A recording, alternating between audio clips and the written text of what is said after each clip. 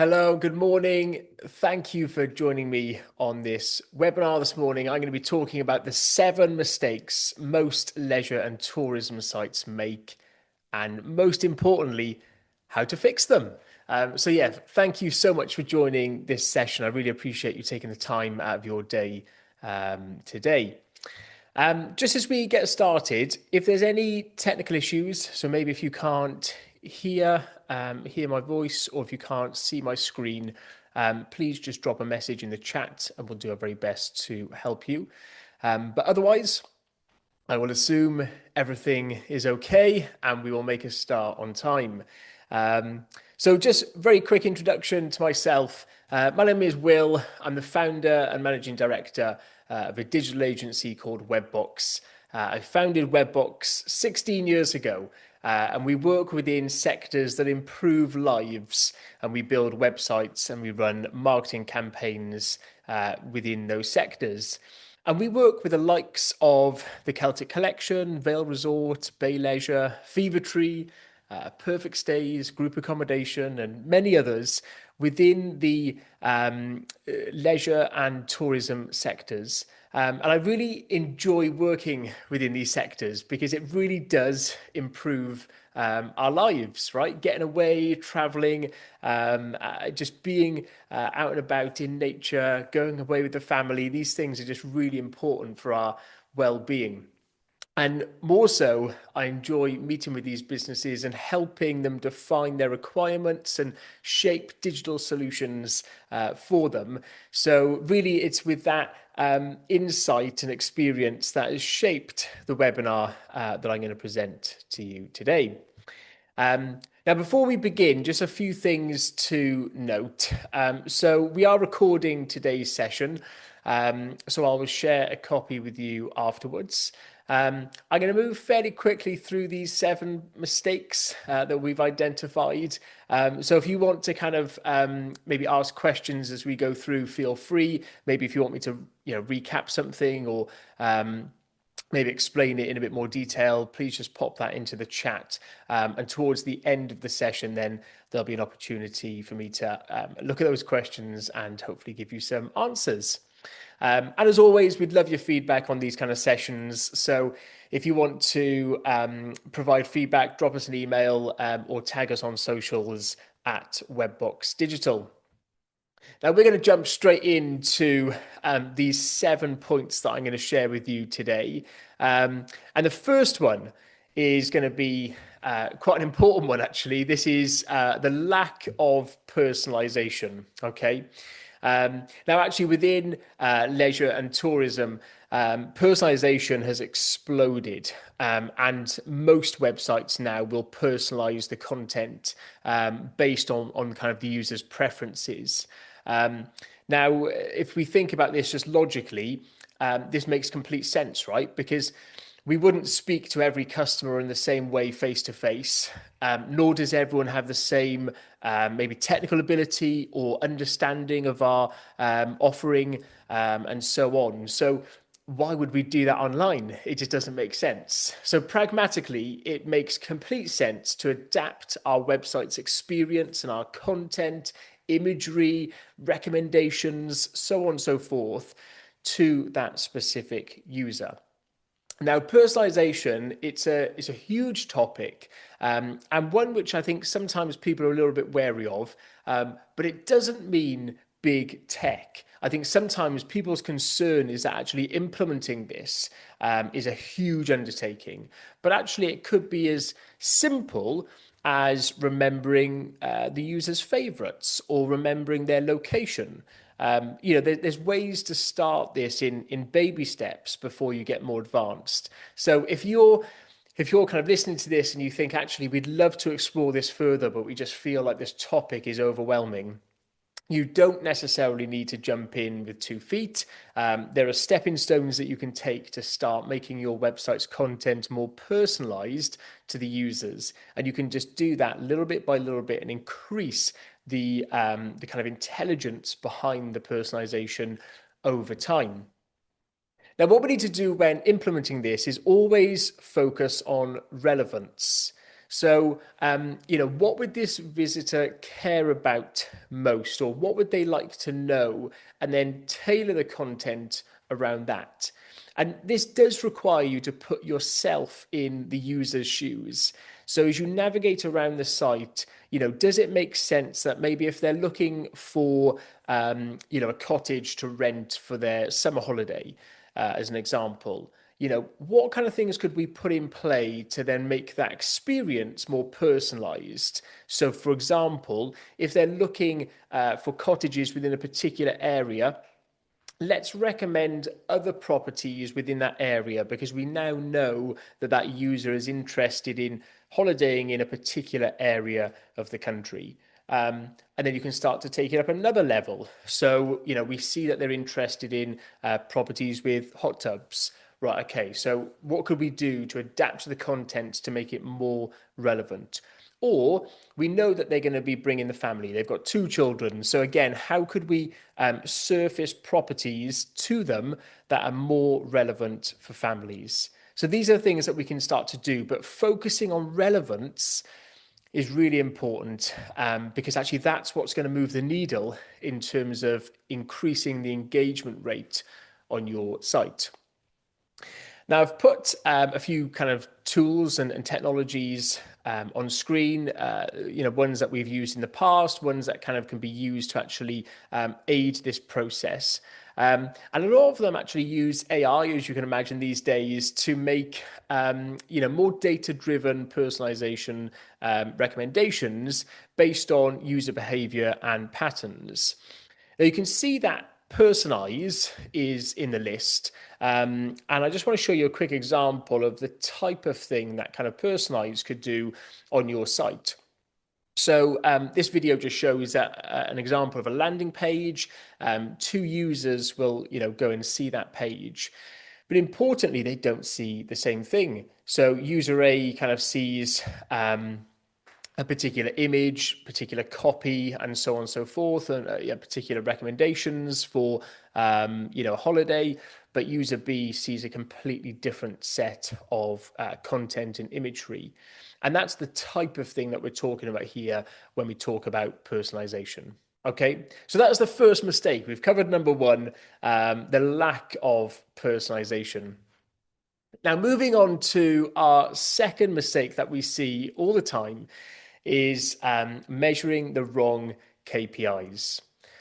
Joe, one of the biggest things that we've seen is when people have moved from the old analytics to then Google Analytics 4, lots of things changed, right? So the way that we track engagement rate, users, and what they're doing on our site has changed, right? And since that, I think some companies that we've seen have maybe got a little bit confused in terms of what actually matters, and then versus the vanity metrics. And I think it's really important that we reflect on that as businesses and understand kind of what are the metrics that we need to be tracking, and what are the things which actually it's nice to know, but actually that doesn't necessarily move the needle. And I'll come back to that in a moment. So, what we often see is it's easy to celebrate big traffic numbers, isn't it? Oh my life, we've just had 1 million views. And boy, that is important. But actually, we need to ask ourselves the question as marketers, what are those visitors doing? And what do we want them to be doing? Are they doing that kind of action? So your KPIs should really tell a story about performance that actually matters.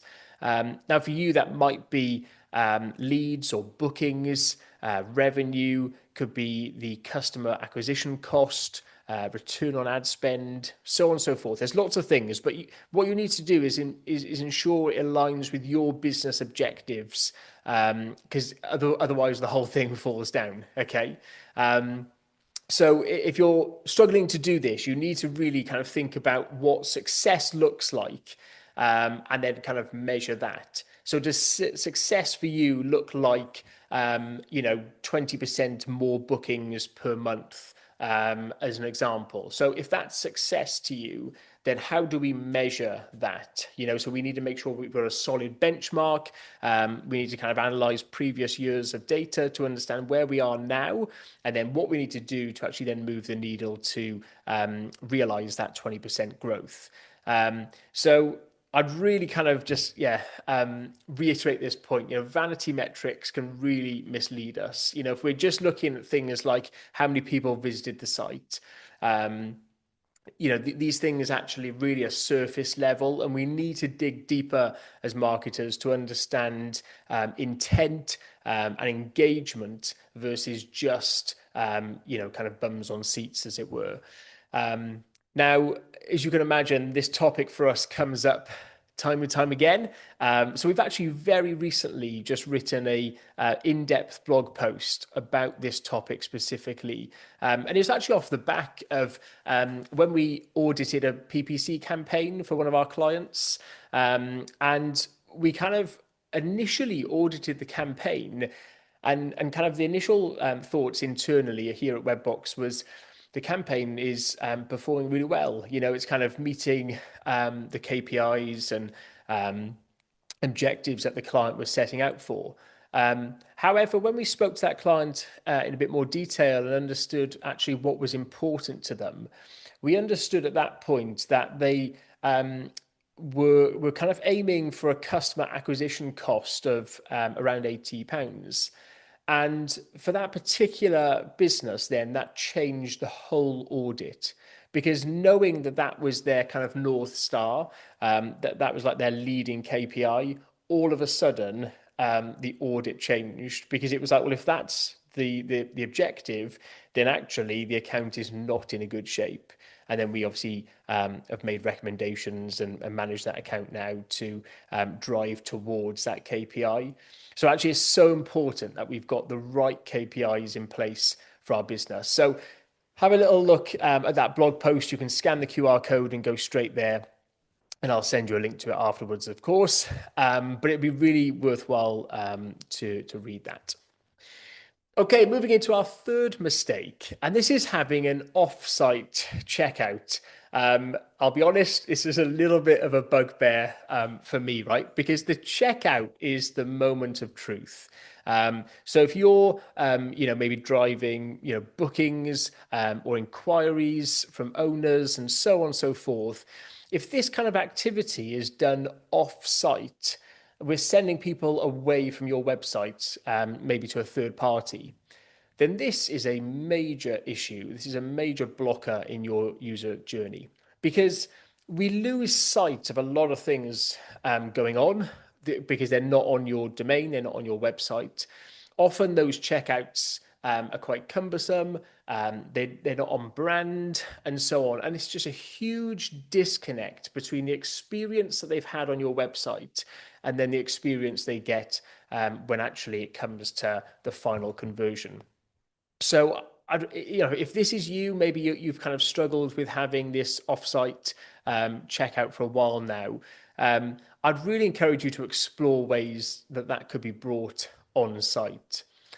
Now, when we speak to clients about this, you can imagine there's so many different reasons why offsite checkouts are used, and often it's because maybe you're bound to an internal system or a third-party system, which is very difficult to integrate with, and so on and so forth. And do you know what? I can resonate with that. These can sometimes be challenging topics to overcome, but they can be overcome. I really need to underline that.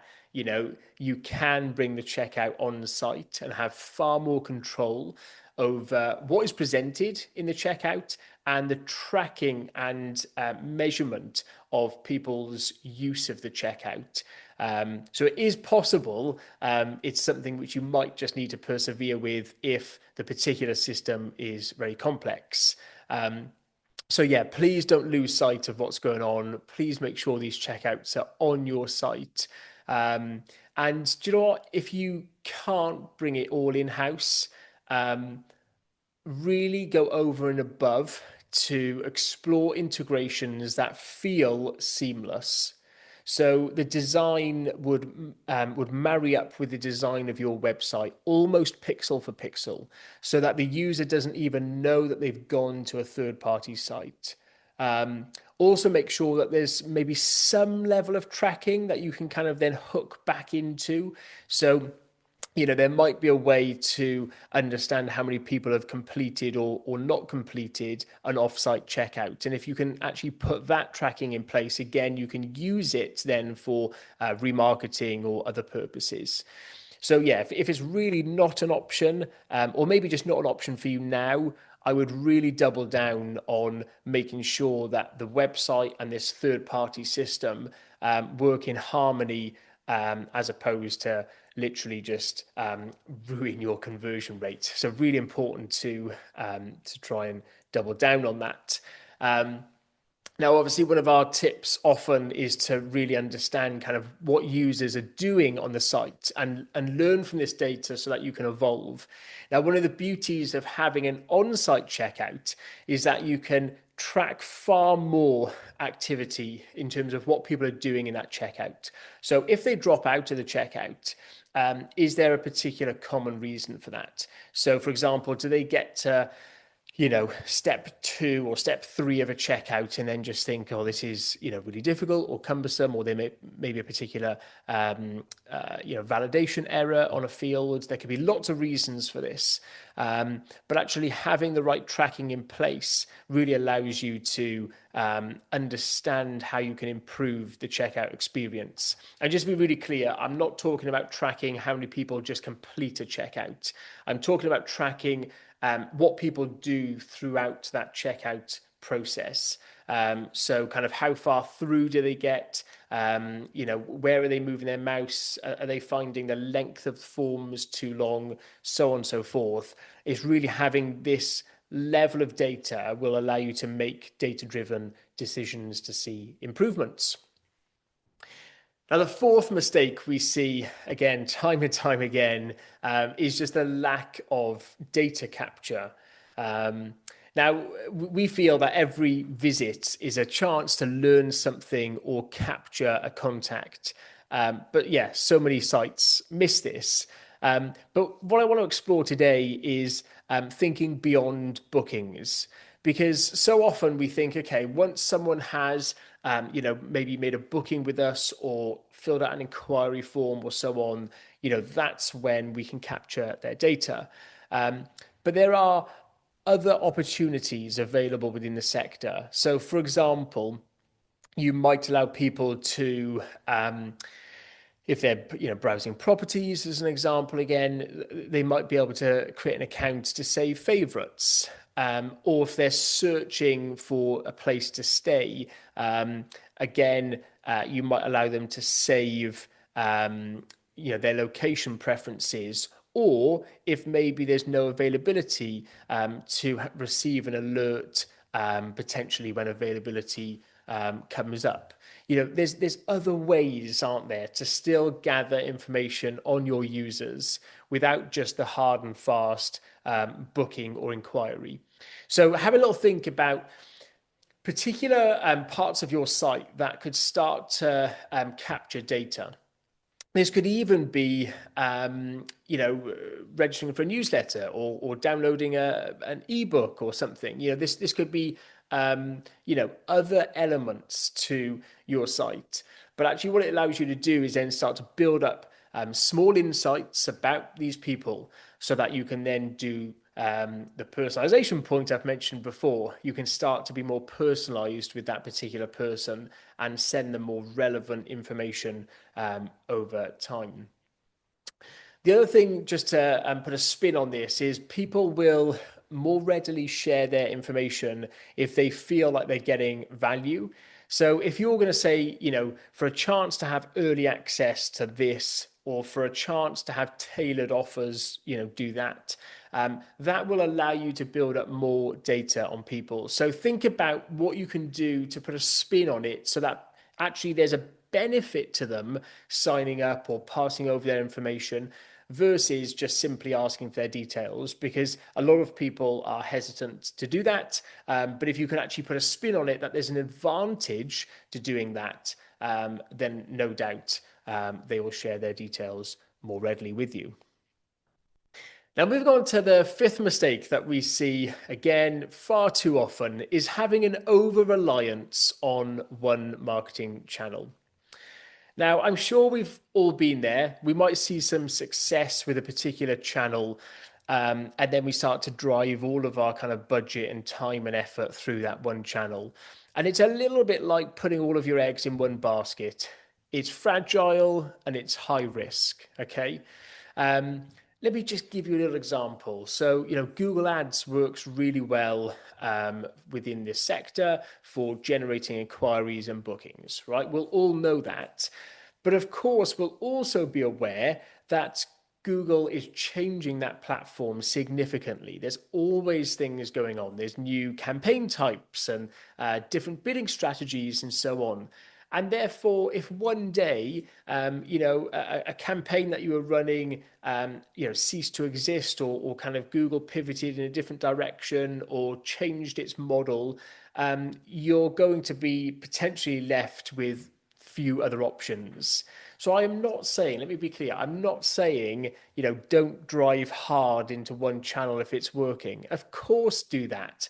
But don't kind of have this blinkered approach that's then the only channel that you work with. It's really important to discover what other channels can do within your mix. Because actually, it might be that other channels don't drive necessarily hard and fast conversions, but they play a part in the conversion journey. And that's also important. We know from data that actually within this sector, people will have 6 or 7 touch points with a brand before actually making a booking or inquiry and so on. So actually knowing this is important that you're there at each point in the journey. So actually it might be that they did just see a paid ad on Meta and they didn't convert off the back of it. However, it just left your brand name top of mind so that when they were kind of coming back to search Google the next evening, when the family sat down and were kind of planning a holiday as an example, your brand name is the first thing that they search. So actually, all these things can kind of play a part, which is why we don't ever kind of recommend to our clients just kind of have one channel in the mix and forget everything else. Really important that you've got a rounded marketing mix and you understand the role of each channel within your marketing strategy. Now, of course, this also spreads the risk because if one channel, for example, just stopped, maybe there was kind of a hold on your account, you've still got marketing running on other channels. So it just allows you to kind of have a little bit more flexibility. So yeah, please hear me. I'm not saying, don't go hard into one channel if it's working for you. If it's working, fantastic. But don't be blinkered into that just one channel only mentality. Think about other channels and how they could play a part in your marketing strategy. And more importantly, we always recommend to our clients having a budget set aside to test either new channels or new campaign strategies. Because do you know what? Year in, year out, there's either a new channel or a different approach, a different campaign type, and so on. So actually being able to kind of test these and experiment and see if they're going to be worthwhile or not is really useful to then keeping things vibrant and alive. So if you're able to do that, that would also help. Okay, moving into our sixth mistake, and this is having a poor mobile user experience. So think about how people really use your site. Often it will be on a mobile phone.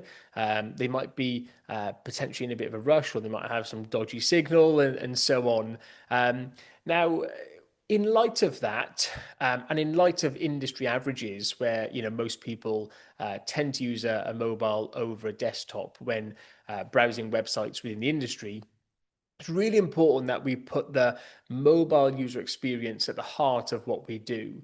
So actually, when we're rebuilding a site right at day one, to take a mobile first approach would be imperative, right? Because you need to make sure that the kind of design and the flow and the kind of user journey just kind of works seamlessly on a phone, as well as, of course, a desktop.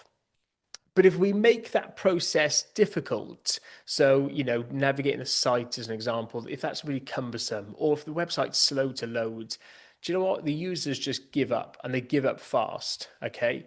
So it's really important that we have this mobile first mindset that goes beyond just layout, and it's about prioritizing the right conversion points at the right time.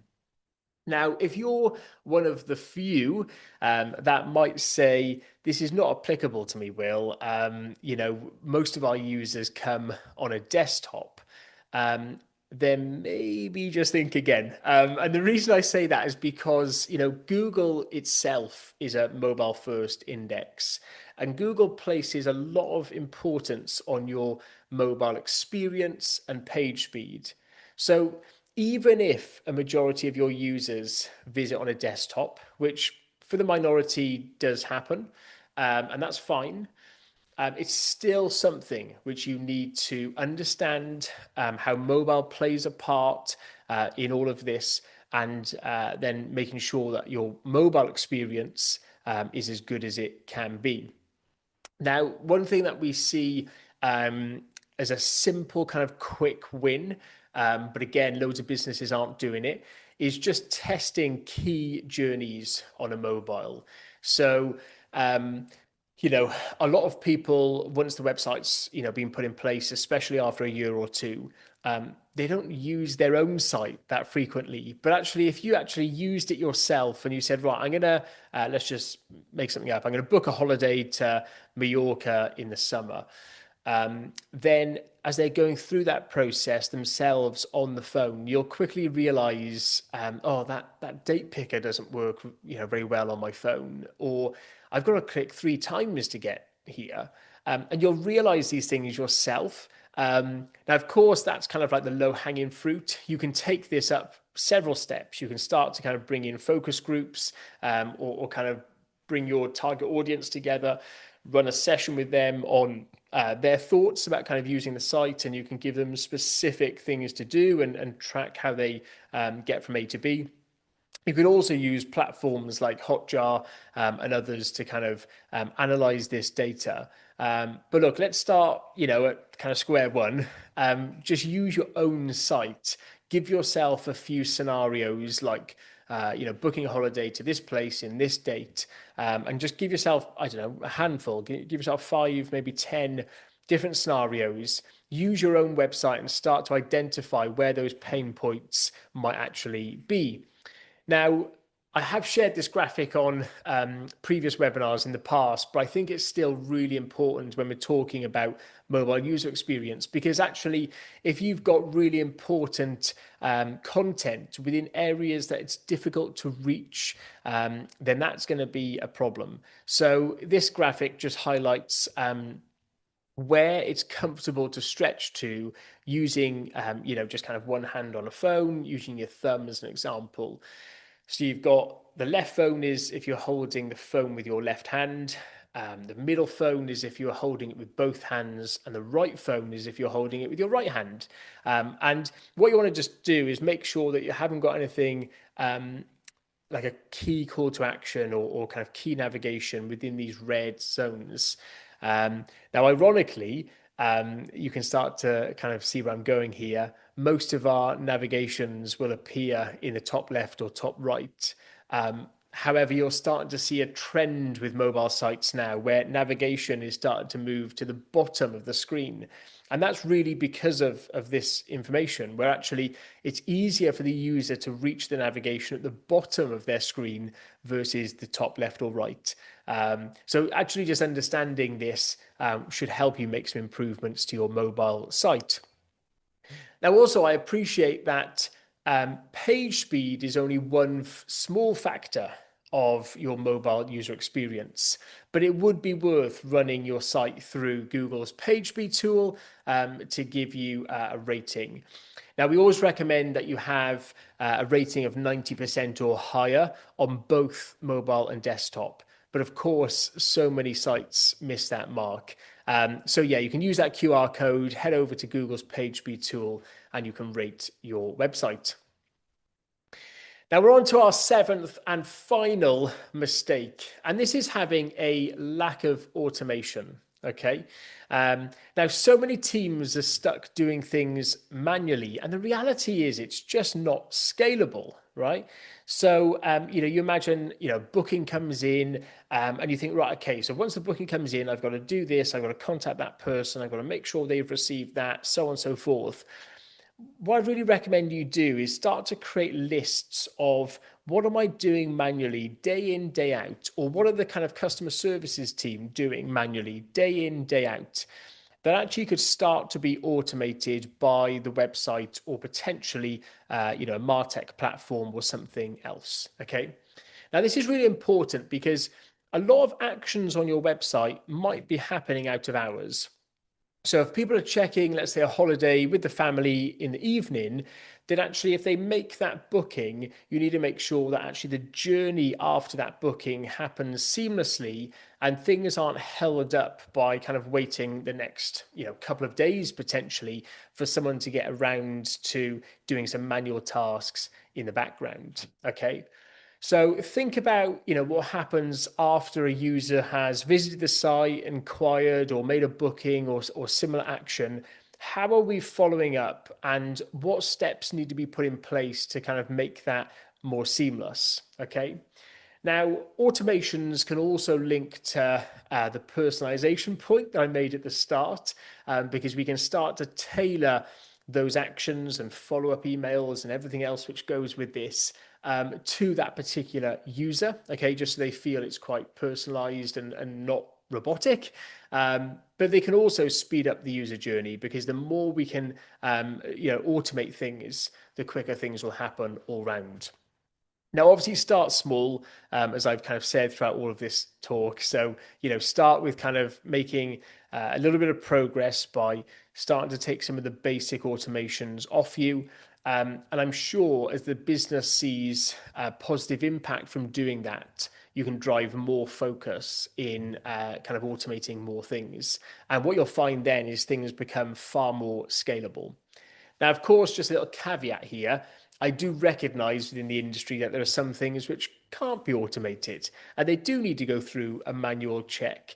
And that's cool, right? But so what I'm talking about here is trying to automate the things that you do have control of and that you can automate. And again, so often these things are just not done. So if you can do that, you should find a better kind of user experience and also less reliance on our customer services team, who I'm sure no doubtly are already stretched. Okay, so as we just come to wrap up, I'm going to leave you some next steps, and as I kind of like to call it, your kind of to-do list.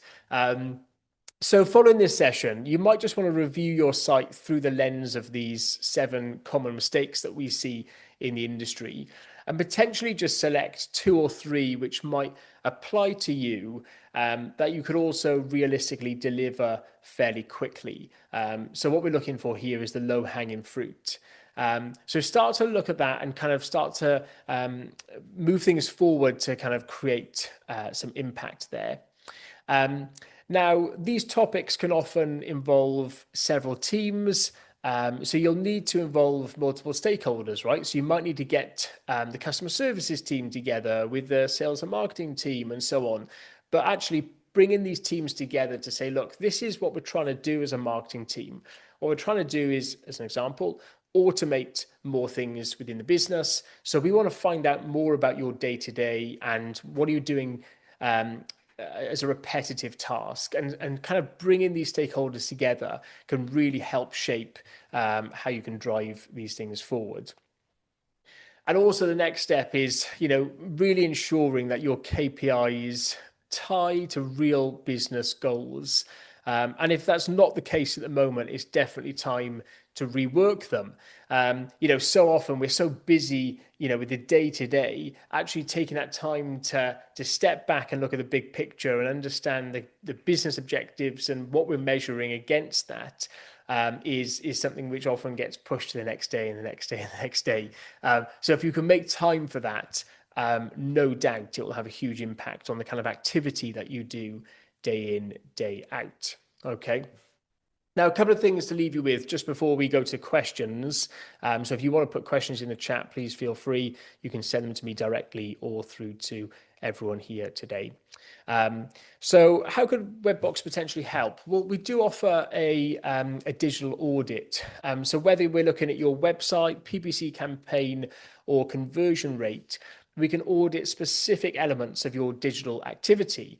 And this is not done through like an automated tool. This is actually one of our specialists sitting down and going through your website or campaign, learning from the data that you've got already, and then starting to build a picture and a roadmap as to what we could do to take you from A to B. So this starts with a discovery call to find out more about your objectives and current activity. We then go away and undertake the audit, and then we play that back to you over a video call. So if that's of interest, you can apply for a digital audit using that QR code. And again, I'll send a link later on.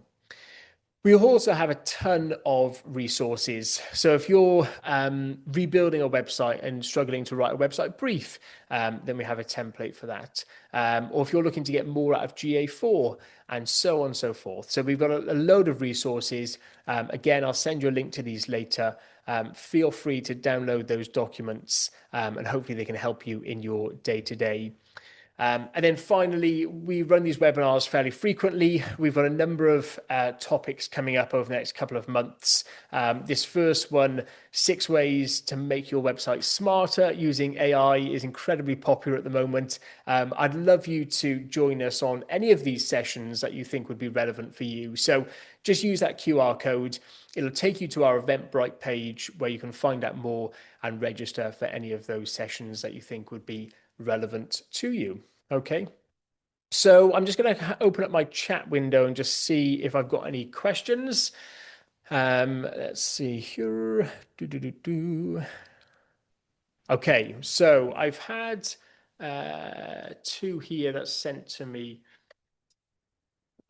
directly. So let me just read them out just so everyone kind of can hear them. So I run a website for a holiday booking platform. We have an on-site checkout. However, the drop-off rate is higher than we'd like it to be. What would you recommend we do in this instance? Okay, so on-site checkout, so kind of big tick, which is great. So you've got control over what that booking form looks like and the tracking that you can put in place, which is great. So if the drop-off rate, isn't it? The drop-off rate is higher than you'd want it to be. So I'd start to look at things like the length of the form, how much information you're taking off someone, how many steps your checkout is. When people see you're on step 1 of 10, they give up the will to live. Start thinking about some of the things like, could we gather this information elsewhere in the process? So could it be outside of the website booking? Could we gather that information at a later stage potentially? So that's how I would start to explore the topic. But the real thing which will probably move the needle for you guys is to, first of all, put the right tracking in place. And I would, as a Hotjar partner, I would recommend Hotjar. And what I would do is I would use one of their subscription plans and I would put funnels in place. So with Hotjar funnels, you can create funnels in the platform to say, right, I'm looking for the user to go from A to B, and that becomes a funnel. And then it can be very specific about how people navigate through that funnel. And I would probably let that run for at least a month. Obviously, it'll kind of be dependent on your website traffic, but at least a month. After that, I would then start to review that data and make more informed decisions off the back of it. So yeah, that's how I would address that one. So yeah, thank you for your question.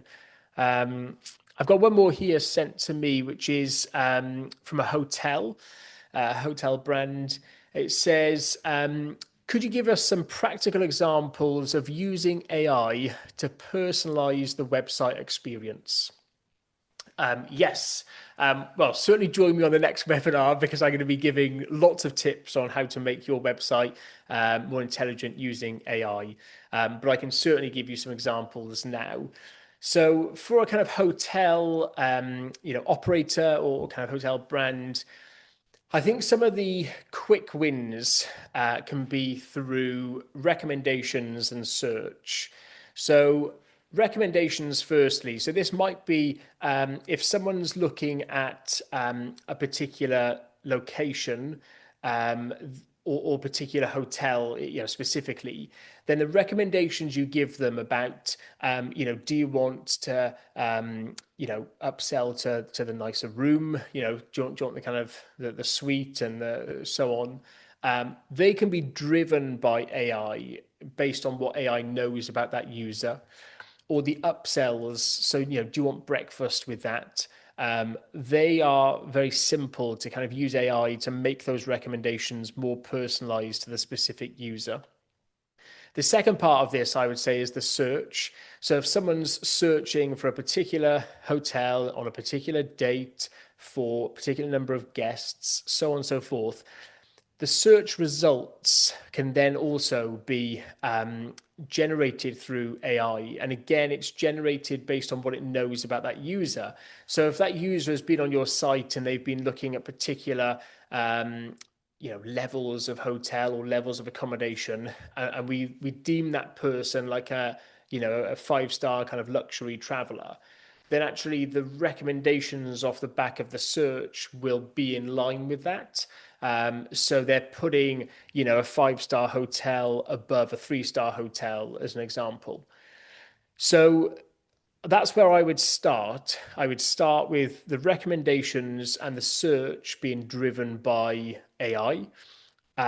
And just a final tip is if you're looking for a platform to do that, Recombi is one we've used quite a few times, and Recombi is great at sending your information up into the cloud. It uses AI to then give you a result, and then you can bring that back onto your site. So if you want to talk about that a little bit more, feel free to message me after, and I can pick that up with you. Let me just check if there's any others. No, so I've had those two. So hopefully those answers are helpful to you. But again, if you want to explore this topic further, please feel free to drop me a message. But for now, I just want to say a massive thank you for taking the time out of your day to listen to this session. I hope you found it kind of useful and there's some things that you can take away and implement into your business relatively soon. But if you have any questions, please feel free to reach out. You can connect with me on LinkedIn using that QR code or drop me an email, will@webboxdigital.co.uk. But for now, thank you for your time and I hope you have a lovely rest of your day. Thanks.